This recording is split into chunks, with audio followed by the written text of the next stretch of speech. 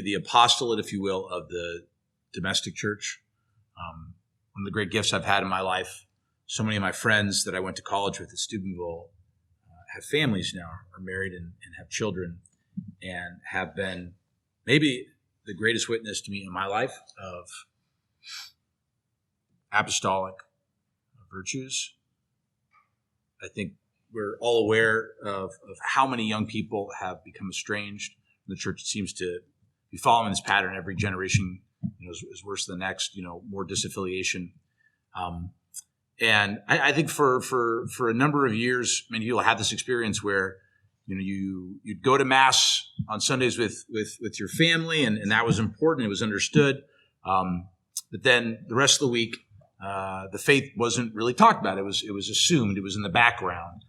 Maybe you might pray at meals, but it was something that was more transparent in the culture.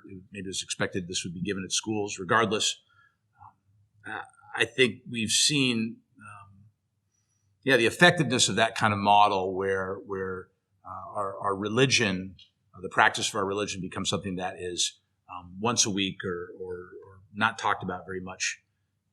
What I've been inspired by and seeing my friends and their example of so many other Catholic families I've gotten to know, when it's clear to your children that your faith and your religion is the most important thing in your life, and every single day you talk about it and you practice it and you pursue it with love, with desire, and you teach your children every day how to pray. You teach them about the Lord. You teach them about Scripture. You teach them about the liturgy, how to love the liturgy, and you get them interested in the excitement and kind of the drama and the romance of the faith and all these things. And it becomes the most important part of your family life. Not the only thing, but it's unambiguously clear to your children that this is the most important thing in life.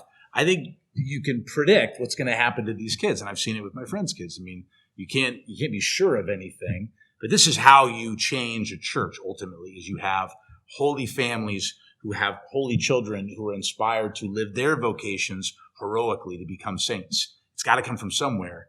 And I think we're seeing it now. Again, some people may not see it, but the more that we can learn to teach families and parents how to do that and how to make the faith a central part of their life, and to work on that lay apostolate that begins in the family and grows from that. And so for parishes and dioceses to provide resources and formation for parents, for families, that they can raise their children in this way, seems to me like the best bet.